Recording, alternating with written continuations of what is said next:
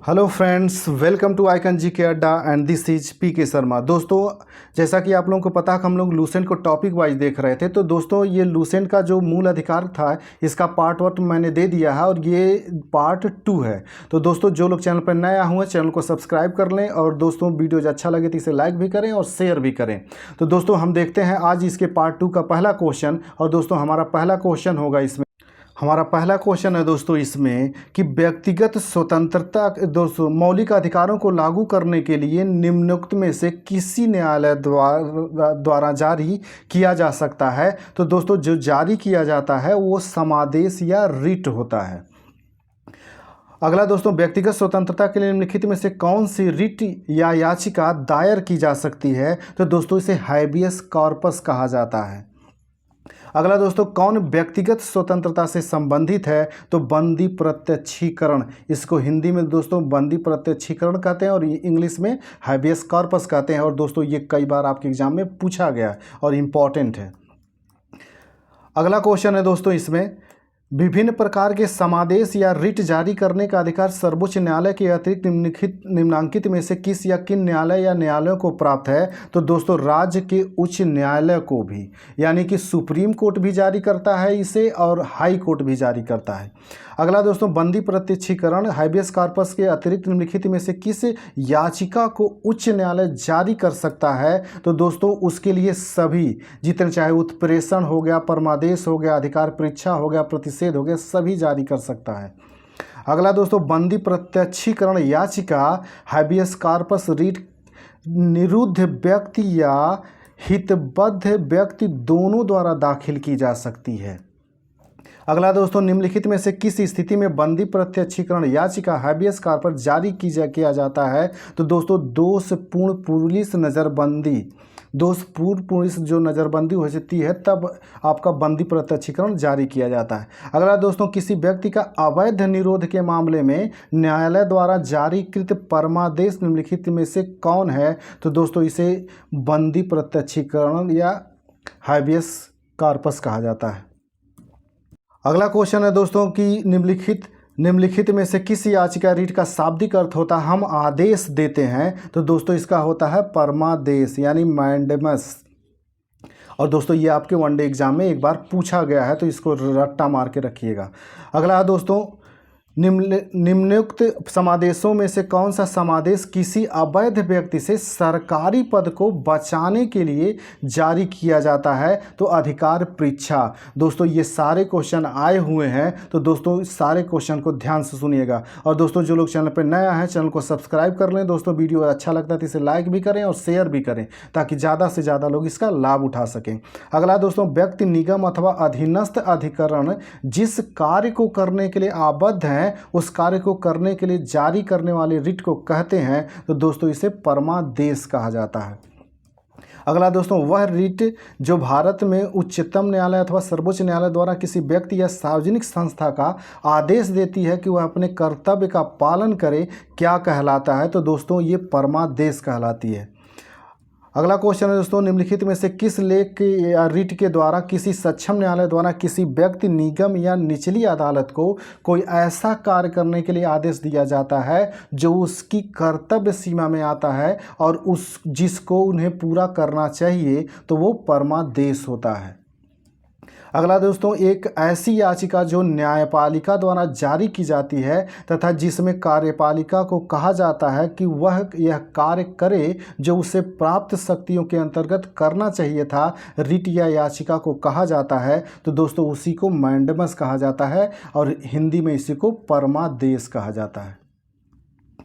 अगला क्वेश्चन दोस्तों, उत्प्रेषण रिट निम्न में से किस आधार पर जारी किए जाते हैं। तो उत्प्रेषण रिट जो होता है दोस्तों, ये सभी, इसका आंसर दोस्तों डी है, ये सभी पे। तो दोस्तों, इसका ऑप्शन सारा देख लीजिए। अधिकारिता का अभाव या अधिकारिता के से बाहर किए गए कार्य के लिए भी, नैसर्गिक न्याय के सिद्धांत का अतिक्रमण होने पर भी, और साथ में अभिलेखों में प्रत्यक्षतः प्रकट विधिक त्रुटिपूर्ण के आधार पर ये कहा जाता है जारी करने के लिए। अगला क्वेश्चन है दोस्तों, निम्नलिखित में से किस याचिका के अधीन किसी कर्मचारी को ऐसी कार्रवाई करने से रोका जाता है जिसके लिए सरकारी तौर पर वह हकदार नहीं है? तो दोस्तों अधिकार परीक्षा होता है। अगला दोस्तों, न्यायालय द्वारा जारी किए गए परमादेश मैंडेमेस के माध्यम से न्यायालय किसी व्यक्ति या संस्था को उनके सार्वजनिक दायित्वों तथा कर्तव्यों का पालन करने के लिए जारी किया जाता है। अगला दोस्तों, कौन मूल अधिकारों के अंतर्गत नहीं आता है? तो दोस्तों संपत्ति का अधिकार मूल अधिकारों के अंतर्गत नहीं आता है क्योंकि इसे समाप्त कर दिया गया है। अगला दोस्तों, निम्नलिखित में से कौन मौलिक अधिकार नहीं है? तो दोस्तों संपत्ति का अधिकार जो है वर्तमान में मौलिक अधिकार नहीं है। और दोस्तों ये क्वेश्चन कई बार पूछा गया है तो इसको रट्टा मार के रखिएगा। अगला दोस्तों, संपत्ति के मौलिक अधिकार को कब समाप्त किया गया?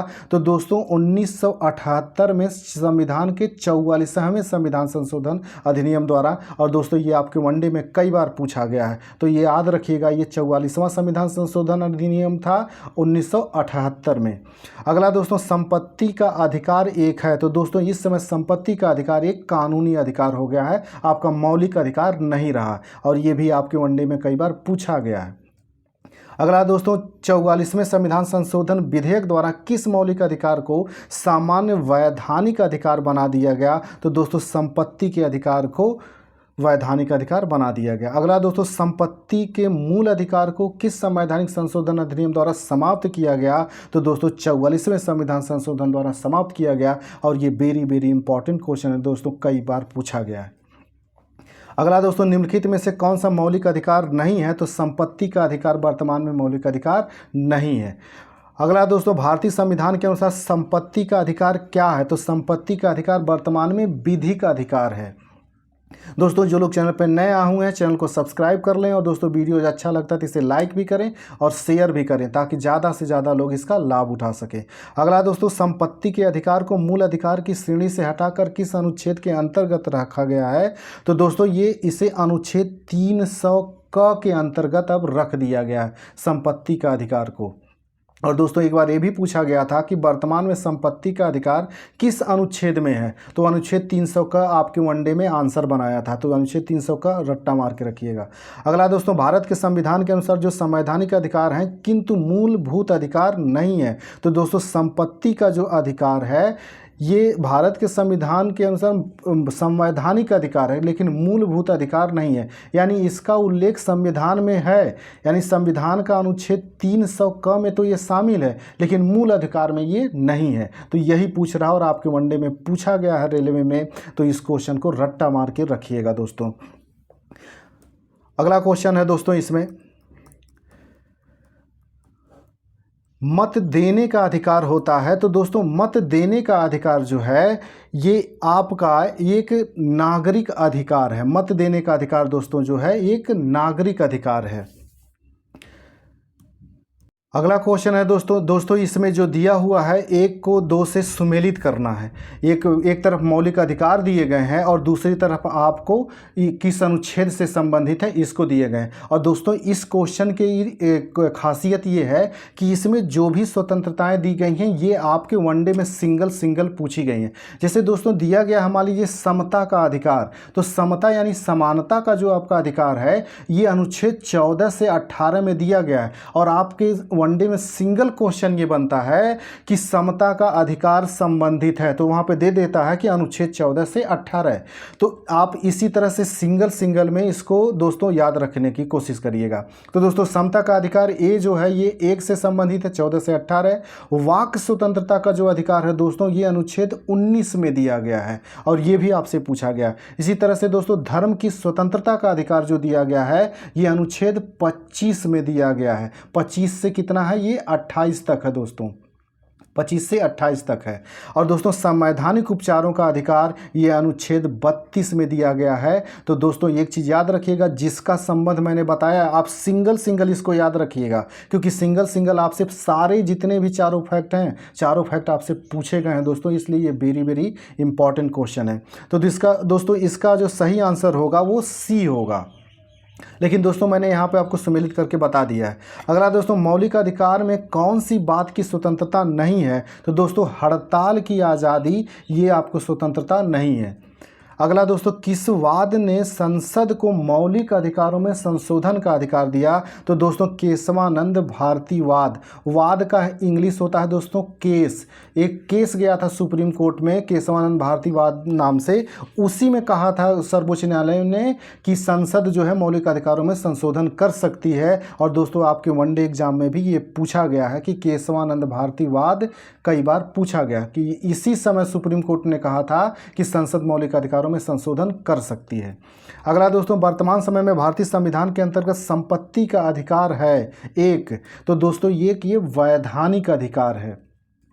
अगला दोस्तों, निम्नलिखित में से कौन सा मूल अधिकार विदेशी नागरिकों को प्राप्त नहीं है? तो दोस्तों अभिव्यक्ति की जो स्वतंत्रता है ये विदेशी नागरिकों को प्राप्त नहीं है, ये केवल नागरिकों को प्राप्त है।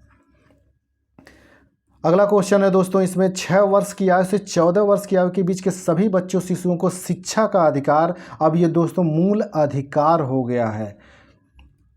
अगला दोस्तों, समानता का अधिकार संविधान के निम्न अनुच्छेदों में से किसके अंतर्गत दिया हुआ है? तो दोस्तों आप लोगों को पता है कि अनुच्छेद 14 से जो 18 है ये समानता का अधिकार देता है। तो 14, 15, 16 तो 3 इसमें दिया गया है दोस्तों, तो 2, 3, 4 इसका सही है।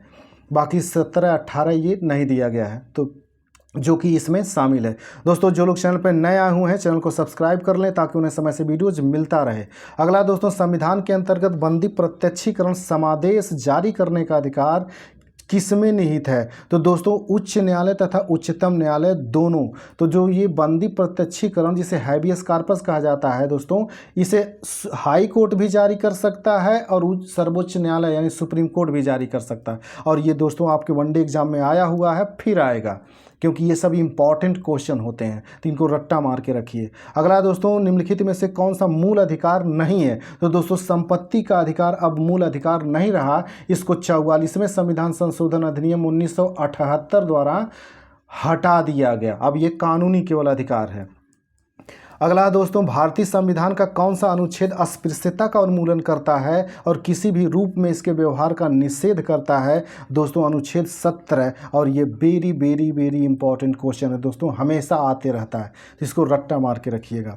अगला दोस्तों, मौलिक अधिकारों को लागू करने के लिए रिट जारी की जाती है। तो दोस्तों मौलिक अधिकार को लागू करने के लिए जो रिट जारी की जाती है उच्चतम न्यायालय द्वारा। दोस्तों इसमें केवल उच्चतम न्यायालय दिया है, तो यहाँ उच्चतम न्यायालय और उच्च न्यायालय दोनों जारी करते हैं, आप इसको याद रखिएगा। लेकिन इस क्वेश्चन में केवल सुप्रीम कोर्ट दिया है, तो केवल यही आंसर होगा। अगला दोस्तों, किसी अर्ध न्यायिक या सार्वजनिक अधिकारी को अपनी अनिवार्य कर्तव्य के लिए मजबूर करने के उद्देश्य से उच्चतम न्यायालय द्वारा जारी की गई रिट होती है।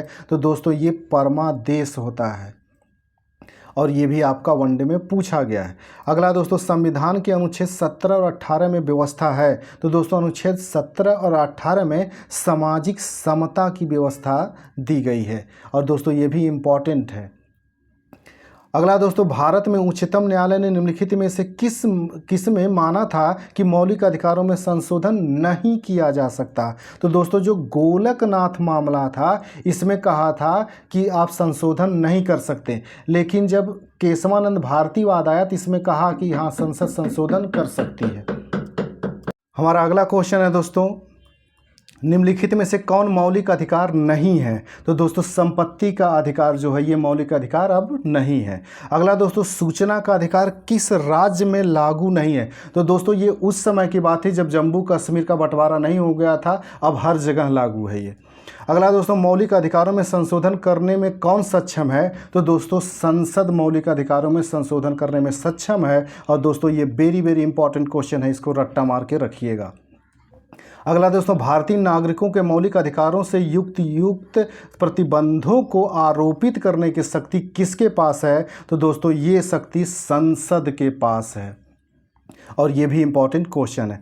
अगला है दोस्तों, किसी कैदी को न्यायालय के समक्ष प्रस्तुत करवाने के लिए किस रिट की आवश्यकता होती है? तो दोस्तों ये बंदी प्रत्यक्षीकरण, जिसे इंग्लिश में हैबियस कॉर्पस कहा जाता है, उसकी ज़रूरत होती है। और दोस्तों ये इस मौलिक अधिकार चैप्टर का अंतिम क्वेश्चन था। तो दोस्तों जो लोग चैनल पर नया है चैनल को सब्सक्राइब कर लें, और दोस्तों वीडियो अच्छा लगता है तो इसे लाइक भी करें और शेयर भी करें, ताकि ज़्यादा से ज़्यादा लोग इसका लाभ उठा सकें। ठीक है दोस्तों, हम लोग मिलते हैं अगले वीडियोज़ में, तब तक के लिए नमस्कार, जय हिंद।